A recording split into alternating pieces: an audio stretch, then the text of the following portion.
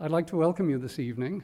This is, as I think it's on Monty Python, I forget, somebody says, and now for something entirely different, and this is entirely different. I am not going to show you how to make money, which I have been doing for the last 50 years of my life. I'm going to show you how to lose money very quickly. But before I do that, introduce you to not people, but one person and one thing that figures very prominently in the book. The person is my dear wife, Nikki. If you would stand up, Nikki. Nikki was first mate, and as you'll see if you read the book, she was the sober second thought on many occasions when I was inclined to panic. And the other is Sea Symphony. You see her there. That isn't actually her. It's a stock photograph of the model, the make. It is a Neptunus manufactured in Holland and imported to Canada, but more on that later. After reading the book, many people have said to me, why boating? And I feel that not everybody is cut out for boating. There are certain essentials that are necessary, and one is that you have to have a pretty good relationship with your partner or your first mate. There were occasions when we ran into conflict, but on the whole, we did very well. And we both, I think one of the important things is that we both like boats and we both like water. And I have too often seen situations where the male buys the boat and the wife goes along or the partner goes along under sufferance. Well, that doesn't work for long-distance cruising. You're going to be there under very cramped conditions for a long period of time, and you really have to be tolerant of boating conditions and the things that happen. The second thing that is very important in boating is that you have a pretty good bank balance, because there is an acronym in boating that is BOAT, and I'm sure the boaters amongst us will have heard of that. And BOAT means break out another 1,000. And we did that fairly often. In fact, we did a BOATT quite often too, break out another 10,000. And you need a good boat. And I thought this was a good boat, and indeed it was. It's a Dutch design. I'll go back to a picture of the boat, if I can. Maybe I can't. There we are. It's a Dutch design, imported to Canada, converted to North American standards. It's 42 feet long, 15 feet wide. It has European Union lifeboat status, which means if you flip, it's going to right itself and you won't sink. And it's built for ocean cruising, and that's exactly what Nikki and I wanted to do. We wanted to go from Toronto, Canada to the Bahamas. That was our objective. But as I said, life on a boat isn't for everyone, and occasionally people have been known to be taken off a boat. The boat was 42 by 15. You might say cramped, we just say compact. You have to withstand weather. You've seen that this evening. Imagine if you were out on Lake Ontario today in this wind. What I'm going to read in a few minutes will give you a sample of what it's like to be in a major storm. You have to anticipate repairs, and I rather naively thought that as we were buying this boat brand new and paying a fair amount of money for it, like a brand new car, I wouldn't have to do anything, at least for the first 5 years of ownership. That was wrong. The depleting bank account, I've said. And the other thing is you have to be reasonably fit physically, because you're going up and down stairs all the time. You're leaping off onto the dock, or as in our case, Nikki is leaping off onto the dock to tie up lines, and you need to be reasonably fit to do that. Okay, that's why a boat. Why a book? The genesis of the book was Rob Broad's idea. Rob, where are you? Put your hand up. Rob is at the back. Most of you know Rob. He's one of our chief investment counselors. And he said to me, look, Tim, we've all seen the Freedom 55 advertisements, the London Life, where you've got this retired couple sitting on the aft deck with a glass of wine in hand and the sun setting behind palm trees. I don't really believe it's like that. So cut the crap and send me emails on what it's really like. So I did send emails, and on the whole, they were quite well received. In fact, they were so well received that friends said, well, why don't you just compile all your emails into a book and then publish a book, hence the book. It wasn't that easy, as things never are. I hired an editor to help me, and he said, well, there's no point in just sticking the emails together because they're somewhat disjointed, and people need a bit of background. They need to know who you are, who Nikki is, how you got together, and some of the places you went through, fill it out a little bit. So it was quite a lot of work, but it was a labor of love, and I have no regrets about the trip, the boat, or the book. You may want to know the route we took.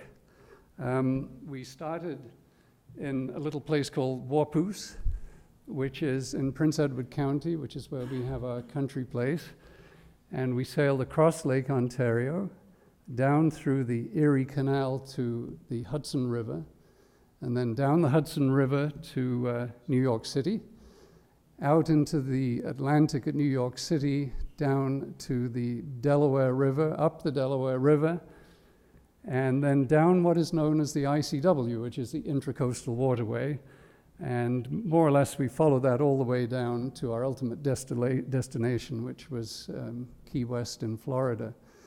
The ICW sounds pretty benign, but it isn't. It is not just a canal that's cut all down the eastern seaboard. It is a connection of rivers, lakes, estuaries, and canals, and it can be quite troublesome at times. But anyway, that's the route. What you have to bear in mind is that our boat traveled, although that picture that I showed you initially looked as though it was going very fast, our boat travels at about the speed of a bicycle. So you make about 40 miles a day. So when you are going, as we did before Christmas, leaving in the fall, it took us 2.5 months to get to Jacksonville in northern Florida. Jacksonville is about, for those mathematically inclined, 1,300 miles from here, and 1,300 miles in 2.5 months is about 17 miles a day. You don't go very fast. The first reading I'm going to do is about getting ready for the trip, and there is Sea Symphony at a marina. One of the things you should know is that there is a guy who's written a little book on long-distance cruising for anybody who's thinking of doing it, called Skipper Bob. And Skipper Bob has written the Bible on what you need to stock up with, the type of boat you need, the type of dinghy you need, and the sort of outboard motor to buy. And as Scott said, I was, at the time we bought the boat, approaching retirement and feeling that if I was going to do this trip, I was going to do it well, and I was going to get top quality stuff, belts and braces, and not take any risk. So I got myself a very good outboard motor for the dinghy. However, the outboard motor would have been fine had our highly recommended boat mechanic, someone I will call Jim Evans, not laid it on the dock with the label that read, "Do not lay this side up." Up. The first sign of problems with the motor began after it was attached to the dinghy and hoisted up on the davits, and I noticed a steady drip of oil into the waters of the marina below. "Don't worry about it," Jim said reassuringly. "It's because it's new. It'll stop in a few hours." It didn't. Neither could I get the motor to start later on, despite pulling and pulling the starter cord until I hit my elbow at full force on the concrete wall of the dock. Ow! Back with the motor to the outboard motor shop I went. "Some idiot has laid this motor wrong side up," said the store owner, looking at me accusingly. I tried to make it clear that I was not the idiot, but I don't think he believed me. "Whatever," he said. "When the oil from the crankcase gets into the fuel system, we have to vacuum the whole damn thing out. It's not covered under the warranty either. That's why this engine has this big label on it that says, 'Do not lay this side up.'" My elbow throbbed. I felt angry, humiliated, and in addition, I had to fork out more money. If this was a sign of things to come, I didn't see it. As it turns out, the winter of 2006 left a legacy of problems that dogged us throughout the trip.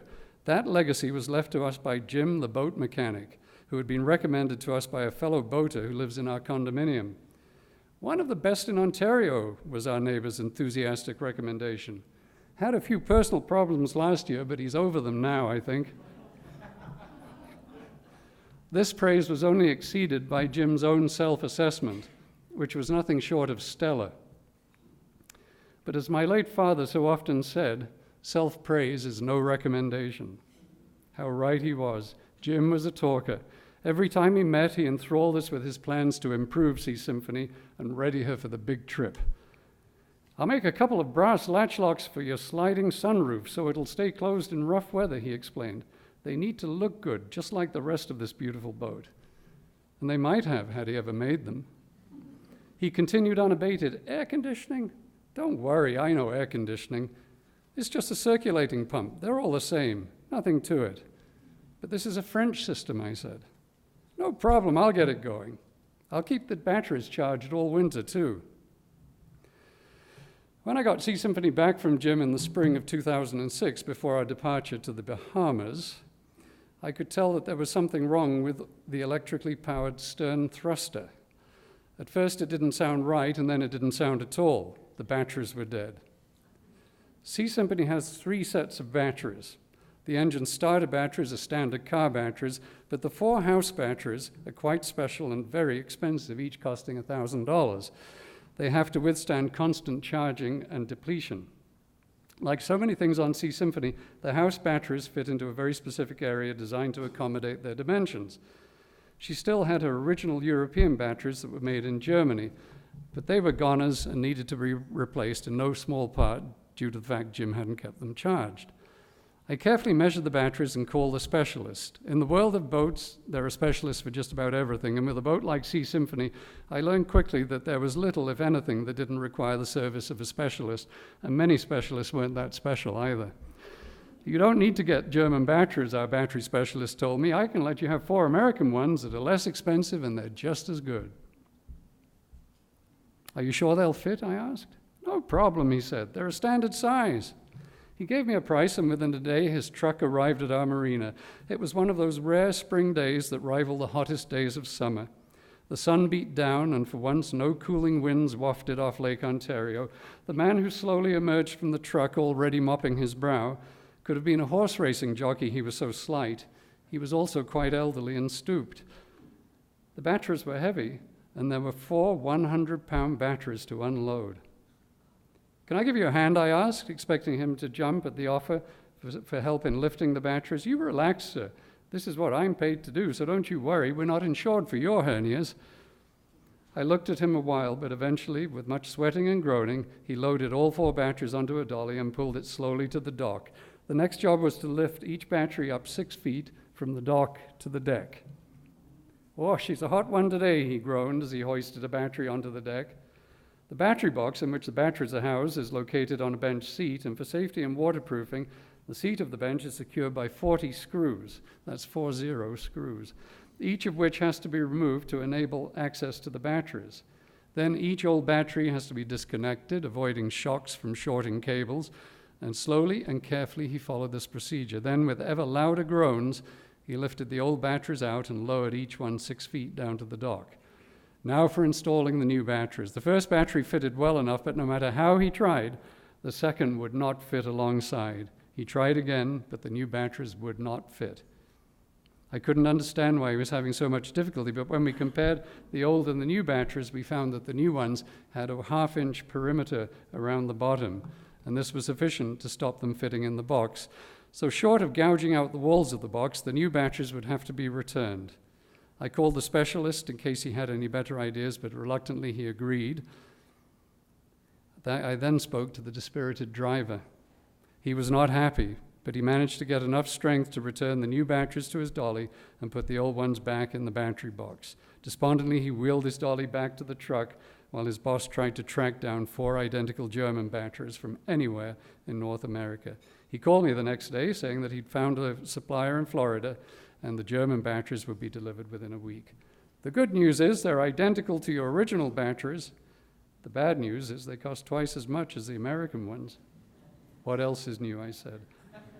The set of new German batteries arrived with a different truck driver and a helper this time, each twice as big and half the age of the previous driver.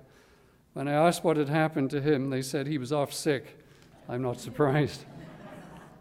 And our mechanic, Jim's role in all this, if he looked after the batteries properly over the winter, this might never have happened. And the last straw with Jim was the air conditioning. Not only did he not repair the system's circulating pump, he also didn't drain the interior pipes of water before the winter, and the deep cold of the Canadian winter froze them and created a multitude of leaks that we discovered the following spring when we relaunched Sea Symphony. What a total disaster he was. So that's just a sample of our preparations. And the next one I just wanted to give you an idea was a storm that we encountered in the Gulf of Mexico. We were staying at a club called the Ocean Reef Club, where we had reciprocal privileges because we were members of a club here in Toronto. And this will be explained as I read it. For the last leg of and we're down in the Florida Keys, which I guess you're all familiar with, but the Keys are a group of islands that go all the way down to the southernmost point, which is Key West from Miami. For the last leg of our 100-mile trip to Key West, we were joined at the Ocean Reef Club by Captain James Cook and wife Patrice. We had set this up when we saw them last month while we were in Cape Canaveral preparing for the start of this leg of the trip. They suggested it would be fun to join us and explore the lower Keys together. We took little persuading, as they're delightful company and experienced boaters. Little did I know how valuable their experience would be later on. Brian had his U.S. Coast Guard captain's license and had considerable experience in these waters as a professional engineer. As a professional engineer with an outlandish sense of humor and a fearless love of adventure, we knew we would have fun with Brian, and with his name taken from maritime history, although he prefers Brian, his real name is James Cook. We knew we were in good company. We had to break the Ocean Reef Club's no-wake rule while leaving through their very narrow and exposed channel. Just before we departed, the club's dockmaster told me, "Just gun it. If you don't go fast, the wind will blow you onto the reefs." It was very rough that day. Don't worry about the no-wake rule. Unfortunately, this was not the view of an elderly lady member at the nearby pool who, seeing our speed, screamed louder than the howling wind and with equal fury, "No wake! No wake!" Protected from the Atlantic's waves by the Keys, Sea Symphony performed flawlessly, and we arrived unscathed in a small marina in Marathon Key late that afternoon. Sauteed gator tails, beer, and wine at a ramshackle local bar called Castaways hit the spot, and that night we slept soundly despite the heavy rain, deafening thunder, and flashing lightning. The 40-mile trip from Plantation Key to Marathon was comfortable despite strong northerly winds, and once we were inside the Keys, we were protected from the Atlantic. February the 13th, 2008. Who's superstitious? We're not. The next morning, in addition to strong winds, the Weather Service was forecasting severe thunderstorms due to hit our area by mid to late afternoon. "You'd be a fool to go out in this unless you have to," said the dockmaster. "Do you have to?" All I could respond was a meek no. On the other hand, when I returned to the boat, Brian convinced me that we could make it to Key West well before the storm, and he'd sailed these waters many times before. Our route was to keep us on the Intracoastal Waterway following a northwesterly direction and would take us out into Florida Bay, which is part of the Gulf of Mexico. And then we would turn south towards Key West and head into the channels to Key West. These keys are very unspoiled, and we were keen to see them, their uninhabited beauty. Given the unsettled weather conditions of the previous night, we were happy to see a clear blue skies and sunshine as we left Marathon. The marine forecast had called for severe stormy weather developing later in the day, so Brian and I paid close attention to the weather map. The winds were forecast to shift from southerly to westerly to northerly, by late afternoon. The track of the storms was expected to pass around us in a clockwise direction, but to the north. We calculated that we would be in Key West way before any severe weather could hit. What a beautiful part of the Keys this is. As we followed the channel of the Intracoastal Waterway winding through clear turquoise waters, mangrove islands, and deserted keys, we were alone most of the time. The wind was steady out of the south. As lunchtime approached, we decided that once we were in Florida Bay, we would duck into one of the channels between the keys, drop anchor, have lunch, and enjoy a swim. As we left the ICW and turned due west in Florida Bay around midday, the wind direction began to shift from south to southwest. To the north of us, the sky was beginning to darken. The change in weather conditions was accelerating. We decided to forego anchoring for lunch, even though Brian remained confident that the band of storms would pass to the north. Ahead of us was still clear blue sky. The seas were picking up, but they were easily handled by Sea Symphony. What we didn't want was for the wind to switch to the north before we got to Key West, because we would have no protection if the wind was from the north in Florida Bay, as the waves would be quite substantial. It all happened very quickly. The dark skies to our north got darker and were closing in at an alarming rate. The flag on our bow, after blowing vigorously from port to starboard all day, suddenly reversed its direction. It was now a north wind, and Florida Bay was rapidly changing from reasonably calm to a churning, rolling maelstrom. Over the boat's radio came 3 loud squawks, followed by an alarming emergency broadcast. This is the United States Coast Guard. All vessels in the area are warned of severe tropical storms approaching the Key West area at approximately 1300 hours local time. Winds of up to 100 miles an hour are expected. There's a strong possibility of waterspouts, heavy rain, hail, thunder, and lightning. Do not leave port. All vessels in the area are advised to seek shelter immediately. Shelter? What shelter? It was too late. The arrival of the storm had appeared as a solid cluster of tiny dots on the radar screen. Soon the entire screen was filled with them. The storm was now upon us. Dark blue skies turned to purple and then to black. Zero visibility. I lost all sense of direction. The sheeting rain tore horizontally across the deck. The waves became mountainous. All this happened in less than 30 minutes. The safest place in a storm is at sea. Keep her into the wind, shouted Captain Cook. Our appetite for lunch gone, I thought how lucky it was that we had not anchored earlier. Any anchorage in this storm would have been very treacherous. Lunch was a distant dream. Survival was now front and center. Walls of water towered 30 feet above us. Was this our perfect storm? Our bow submerged completely, only to heave back up, shedding its watery load, ready for the next plunge. The wind was pushing us ashore, and I knew that we needed to remain a safe distance offshore, but I also knew that the waves would be even higher further out in the Florida Bay. Sea Symphony's engine kept up its steady purr and didn't falter once. The storm lasted the longest hour of our lives. Finally, and with much relief, we saw its end appearing on the radar screen.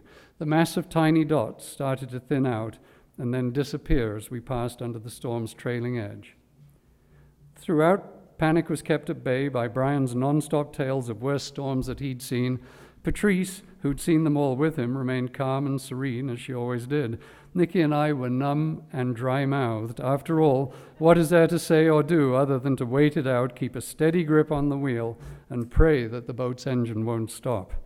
Of all our adventures on our trip, this was the most important time for Sea Symphony to perform properly, and she did so admirably. By the time we arrived at the entrance channel to Key West, the sky had lightened, the waves had subsided, and our appetites had returned.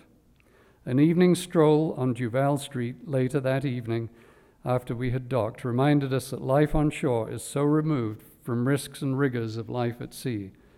This experience was ours, and ours alone. So that was the story of the storm, and the last one is a short one, but I will just... You'll think that the whole trip was a negative experience, and it wasn't at all. I just chosen the rather negative stories, I'm afraid. Anyway, there is a little bit of an upbeat at the end. But this is a story. I was very low at this point. February the 3rd, another loggerhead marina, but this time in Palm Beach. Feeling a bit low today. Black smoke from the exhaust has begun again, despite the costly replacement, and that was a BOATT, of the turbocharger in Charleston. And the engine will not exceed 2,600 RPM without overheating. The leak continues. You'll have to read the book to know about the leak, which, by the way, you will be getting as you leave, courtesy of TE. The leak continues and the wind is in from the north, meaning it's damn cold again.